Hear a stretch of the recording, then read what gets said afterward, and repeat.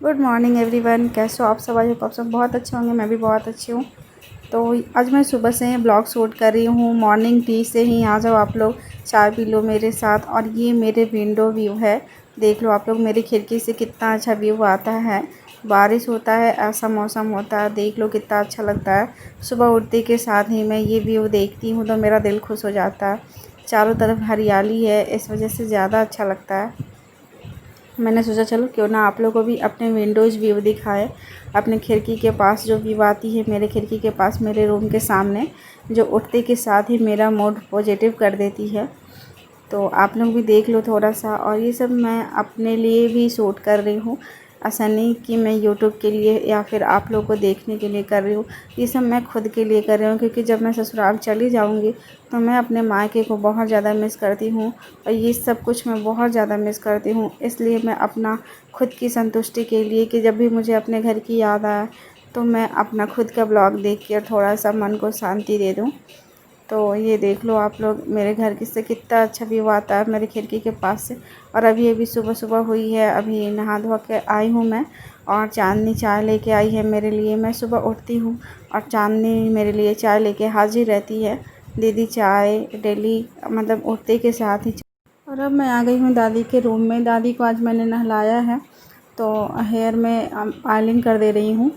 क्योंकि जब भी दादी नहाती है तो, अब दादी बूढ़ी हो गई है ना, तो थोड़ा सा प्रॉब्लम होता है दादी को।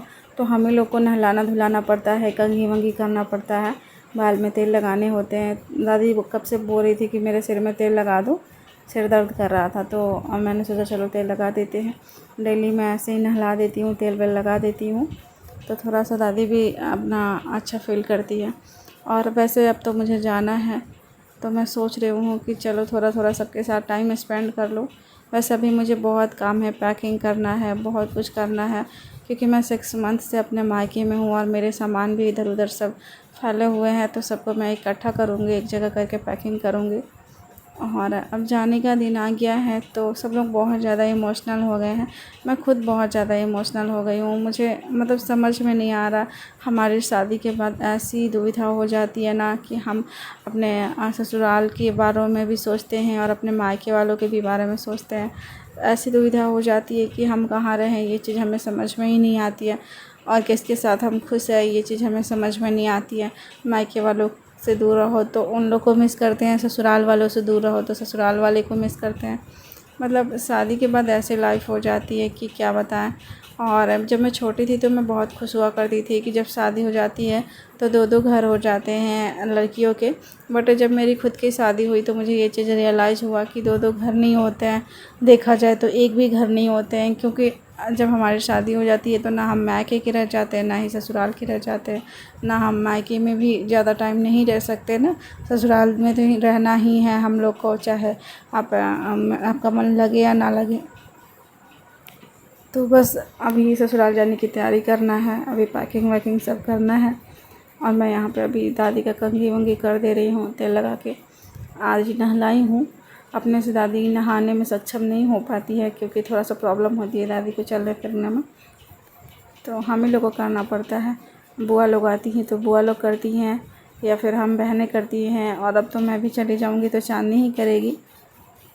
तो बस इसी तरह से होते रहता है। और आज मैं बहुत ज़्यादा इमोशनल हूँ, क्योंकि अब जाने का टाइम आ गया है। 6 मंथ से मैं अपने मायके में हूँ। आप लोग कब से मुझे भगाने के चक्कर में लगे हुए थे। सब लोग बोल रहे थे कमेंट्स में कि तुम अपने ससुराल क्यों नहीं जा रही हो। तो इसका रीज़न मैं आप लोग से नहीं बता सकती हूँ। कुछ बातें हमारी पर्सनल भी होती हैं। और मैं ससुराल क्यों नहीं जा रही थी, लॉकडाउन की वजह से नहीं जा रही थी, समझने वाली बात है, खुद समझना चाहिए। तो गाइस ये देखिए, ये है मेरी दादी। दादी बोल। हमरा बोले तुम्हारे सबको क्या आशीर्वाद दे दे। आशीर्वाद तो देते रहे, सब कोई बनना रहा। दादी आप लोग को आशीर्वाद दे रही है, सब लोग बने रहो, खुश रहो। एगो तोहरे दिन तो हमरा खुशी है।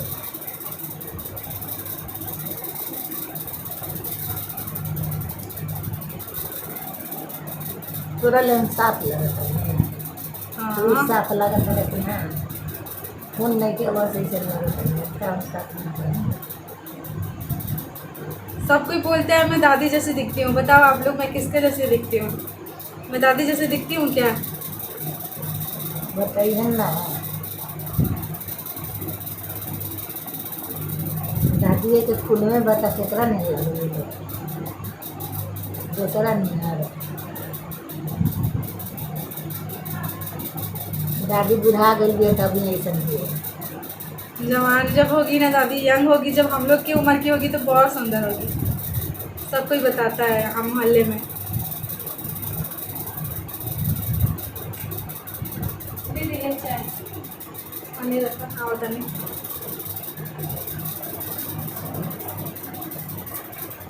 हमारा काम करे में ऐसी करे में हाथ में उसको करके काम बस हाथ में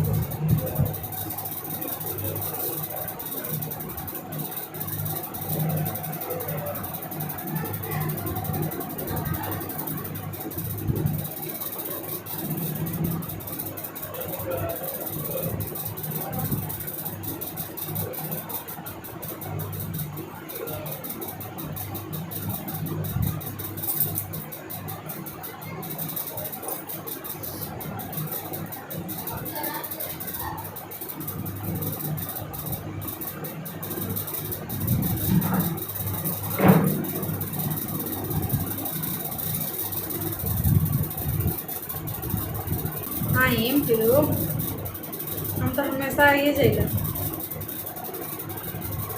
आइए ना।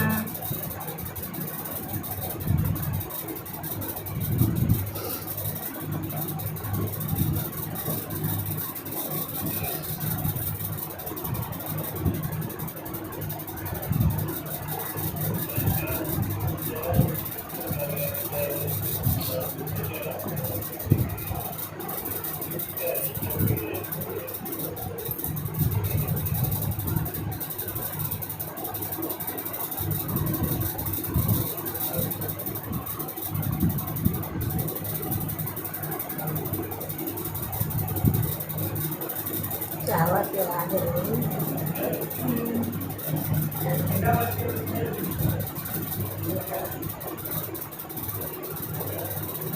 तो देख लो जिसका इंतज़ार कर रहे थे हम लोग सुबह से वो आ चुके हैं।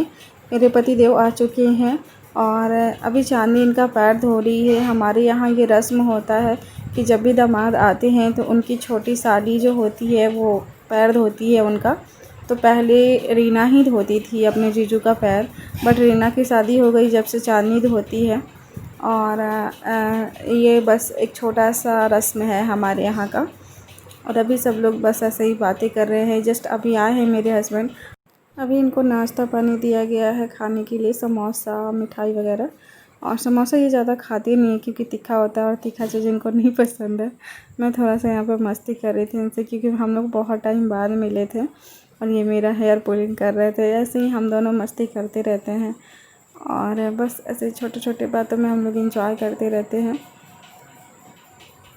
अभी खा पी रहे, ये मिठाई ही खाएंगे, समोसा ये ज़्यादा नहीं खाते हैं क्योंकि तीखा चीज़ इनको बिल्कुल पसंद नहीं है। चटनी है यहाँ पे, मैं चटनी खा रही हूँ और चांदनी अभी आएगी देखना चटनी मांगने, क्योंकि चटनी उसको बहुत पसंद है। समोसा वाला चटनी चांदनी को बहुत पसंद। देख लो आगे चांदनी चटनी लेने, और समोसा उसके लिए भी आया था क्योंकि मम्मी से बोले थे जीजू के लिए समोसा मंगा रहे थे, मेरे लिए भी समोसा मंगाओ, चांदनी का फेवरेट है समोसा। तो बस ये आ गए हैं और अब मुझे निकलना है। कल सुबह हम लोग निकलने वाले हैं। अभी ये शाम में आए हैं, लगभग 5 बज रहे हैं अभी। और देख लो ये पैकिंग कर रहे हैं क्योंकि मैंने पहले से ही पैक करके रखा था अपना बैग, बट इनको मेरा पैक किया हुआ बैग बिल्कुल पसंद नहीं है। पता नहीं जब भी मैं बैग पैक करती हूँ इनको बिल्कुल पसंद नहीं है, बोलते हैं तुमको पैकिंग करनी नहीं आती है। और फिर से सब सारा पैकिंग कर रहे हैं। देख लो यहाँ पे मेरे कितने सारे सामान रखे हुए हैं मेरे पलंग पे। बहुत सारे सामान हो गए हैं मेरे पास क्योंकि मैं अपनी बहन की शादी में आई थी और उस टाइम से मैं यहीं पे हूँ, तो ये सब कुछ शादी के लिए ही लेके आई थी मैं। तो अभी ये सारा कुछ पैक हो रहा है। चांदनी इनका हेल्प कर रही है और मम्मी मेरी बार बार बोलती रहती है देख लो बेटा कुछ छूट ना जाए, कुछ छूट ना जाए। मैं सोचती हूँ कि सामान छूटता है तो वो तो चलो कोई नहीं, मेरे इतने सारे फैमिली मेम्बर छूट रहे हैं, मेरा प्यार दुलार छूट रहा है। अभी इधर मेरा कॉपी किताब भी रखा हुआ है, ये ट्राईपॉड भी है, सब कुछ अभी पैक करना है क्योंकि मैं बहुत लंबे टाइम से यहाँ रह गई हूँ, 6 मंथ से। और बहुत सारे सामान हो गए हैं मेरे। धीरे एक एक करके सारा कुछ ये पैक कर रहे हैं। अभी मैं सब कुछ पैक करके रखी थी, बट फिर भी इनको पसंद ही नहीं है मेरा पैक किया हुआ, तो खुद से पैक करते हैं। मैं आई थी जब अपने मायके तब भी यही पैक किए थे, और अभी जा रही हूँ तो यही पैक कर रहे हैं। तो देख लो सारी कुछ पैकिंग हो चुकी है। इतने सारे बैग हो चुके हैं मेरे, एक सूटकेस, एक ट्रॉली बैग, इनके भी जैकेट हैं, जूता मोजा सब कुछ। तो बस पैकिंग हो चुकी है। कल सुबह हम लोग को निकलना है, सोचा आप लोग को इन्फॉर्म कर दूँ। आज के लिए बस इतना ही, बाय बाय। कल सुबह फिर हम लोग विदाई वीडियो में मिलेंगे। देख लो सारा कुछ खाली हो चुका है, मेरा बेड वगैरह।